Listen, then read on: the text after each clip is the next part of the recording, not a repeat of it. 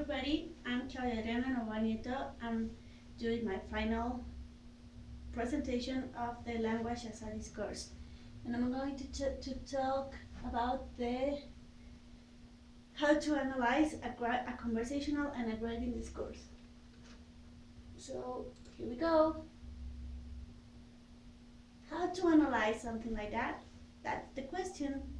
Let's try to find it out.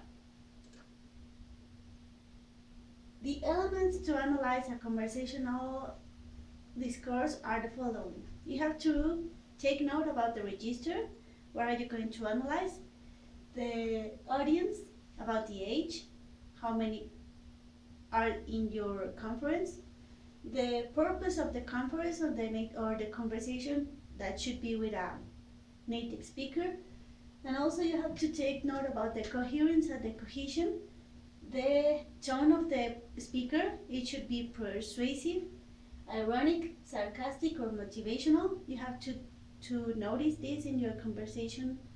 Then you have to take note about the open and closure of the conversation, the structure and the pattern, and the context and the turn taking. By turn taking, I'm going to say that this is the way that the conversation is going to be. So if you have speaker A, speaker B, and speaker C, you have to notice how is the turn of each speaker during their conversation. Then you have to take note about also in the elements to analyze a grading discourse, you have to take note of the register, the audience, the purpose of the grading text, the coherence and cohesion, that it could be explained later. Then we have the rhetorical situation. You have to take note about the evaluation, the polarity, the evaluator, and the focus. And also you have to take note about the cards. What is that about cards? Is the people, the object, the events, and the exigence of the writing discourse.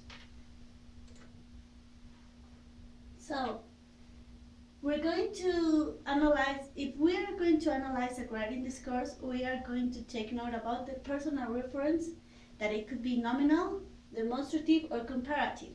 That also the ellipsis, nominal, verbal, or closal. The conjunction, it should be additive, adversative, causal, or temporal. Then you have the substitution, that could be nominal, verbal, or closal, and the lexical cohesion, that should be the reiteration and the collocation. We're going to start with the personal reference. As you can see, it's in English, these reference items are personals, demonstratives, and comparative, as Halliday and Hassan told us. Personal reference, for instance, are the I, you, she, he, they, him, her, us, my, your, or ours, theirs, hers. The personal reference is it makes reference to the meanings of functions in the speech situation. Okay?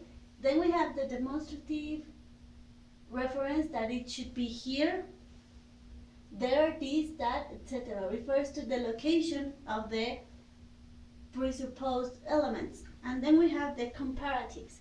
It should be bigger, more diligent, and etc. Refers to compare adjectives of one noun to another. The example of these reference can be seen below. So let's try to with the examples. In the nominal we have, I never met him before. My friend said that he is a kind and helpful professor. I wish I can see Professor William soon. As you can notice, we have in bold letters the him, he, and Professor William, because we are referring to somebody. In this case, it's Professor William, and we are using the nominal reference with him or he. Then we have another example. Those three thieves, they were shot by the sheriff. So we are taking note about those three thieves, that we are using the nominal with they. We also have the demonstrative, as we can see in this presentation. There I was born and grew up. There I met him, my beloved one. There we raise our kids. There in a small town called Salawi. There should be the name of Salawi. In the other example, we have daughter. A conversation. Mom, what do you think about this dress? Oh dear, I think that's too short for you. Will you try this? So we are taking note about the dress, and the mom is telling the daughter that she could try another dress that she is taking in her hands. Okay, then we have the comparative. This dish is too light. I want a heavier one. This dish and then heavier. So we are making a comparison in this case. The dish that she or he is taking, is too light. She wants another one that is a little bit heavy. Then we have another one, another conversation. In a boutique, I think this blouse is too dark for my skin. Can I have the lighter, please? So we have the comparative with this blouse is too dark, and then can I have the lighter, please? You have the another example. Then we are going to talk about the substitution. That is the replacement of one item by another. In this case, we have nominal, verbal, or causal. As we can see in the presentations, you have in nominal you have one, once, or same. And the examples are the following. My axe is too blunt. I must get a sharper one. So we're talking about the axe. Then in the next example, when I was a kid, I had a kitten, but then it lost. I wish I had the same now. We're talking about the kitten and with the word same. Then we have the verbal with do or this. The first example is, you think Joan already knows? I think everybody does. Why didn't you do the homework, Jono? All of your friends did. So in the first one, we're referring something about Joan think and she could know.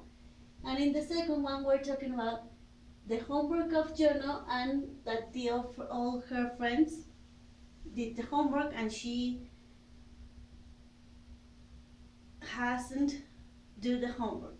Okay, then we have the causal, that is could be with so or not. And here we have another example. Do you think that the assignment will do this week? I have not. I haven't written anything. We're talking about the assignment that she or he already not do anything about that. Then we have the ellipsis. The ellipsis is the process in which one item within a text or discourse is omitted or replaced by nothing. Ellipses occur when something that is structurally necessary is left unsaid, as it has been understood already. So in this case we have three divisions that are nominal, verbal, and causal. In nominal, well, let's see the first one, that is nominal. They do not like it yet, said nothing. So we are making the ellipsis with they. In verbal, have you been swimming? Yes, I have. You don't have to put been swimming because we are talking about that they have been swimming in that moment. Okay, then we have, what have you been doing? You can only answer with the verb swimming. You don't have to put I have been swimming, only swimming. Then we have the causal. Who was playing the piano? John was. I heard Smith is having an operation. He was. In these two cases we have the who was playing the piano, John was, and we are making the ellipsis with playing the piano. And in the second one, I hear Smith is having an operation. He has, and then you don't have to say then he is having an operation right now. Then we have the conjunction. The conjunction are interesting. Conjunction refers to the specification of the way in which what is to follow is systematically connected to what has gone before. Conjunction is usually structured a text discourse in a precise way and bring the presented elements into a logical order. Mentions for types of conjunctions are additive, that gives extra information, and here we have some of them. Also, nor, else, or more, over, in addition, besides, by the way, that is, likewise, similarly, concisely, thus, and for instance. We have more, but I just write this in my presentation. Adversative. It makes a contrast between something that is written before and after. Sorry. Then I'm going to talk about some examples of these additive and adversative, clausal, and temporal conjunctions. As I said before, this gives extra information. So let's check about the examples. For the whole day he climbed up the steep mountainside, almost without stopping, and in all this time he met no one. We are using the conjunction and we're giving extra information. Meran acts arrogantly to everyone. On the other hand, her sister Bagwan Putti acts so politely.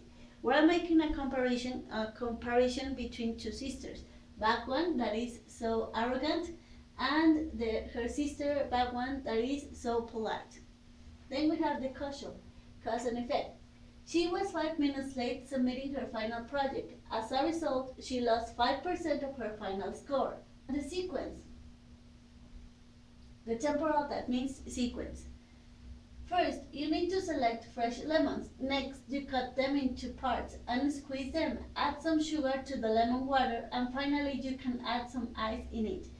In this case, I think that it's like a kind of recipe, because you are giving some instructions to the people to do something. It's a sequence. First, second, third. Okay, the lexical cohesion. The lexical cohesion, it could be referred to the text. Okay, the reiteration is a repetition synonym, repetition of lexical item, or the occurrence of a synonym of some kinds in the context of reference, that is, where the two occurrences have the same referent.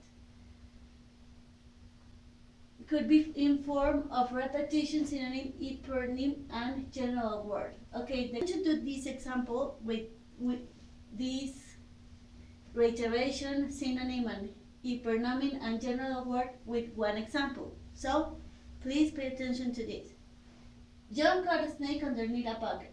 Reiteration. The snake is going to suffocate if it stays there very long. Synonym. The serpent is going to suffocate if he does not let it go. Eponym, superordinate. The animal is going to suffocate if he does not let it go. And the general word is the poor thing is going to suffocate if he does not let it go.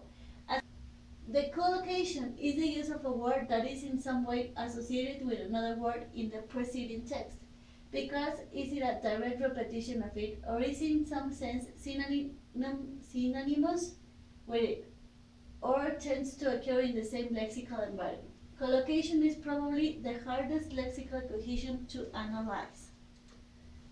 Then we have, here we have the elements to analyze a writing discourse. As I told you before, the rhetorical situation are the following. We have to do the evaluation. What is the main idea? The polarity, that is in positive or in negative sense. The evaluator is the author of the text, who is going to be the evaluator. The focus, the main idea too. And then we have to analyze the cars, the people, the author and the authors mentioned in the text, the object that are the things that are used in the text. The events that are the situations that happen during the writing, discourse, and the exigence. It could be formal, informal, academical, or scientific. It depends on the writing that we or somebody else is doing. So I hope you can enjoy these. These are my references. Oh, and see you soon, guys. Bye.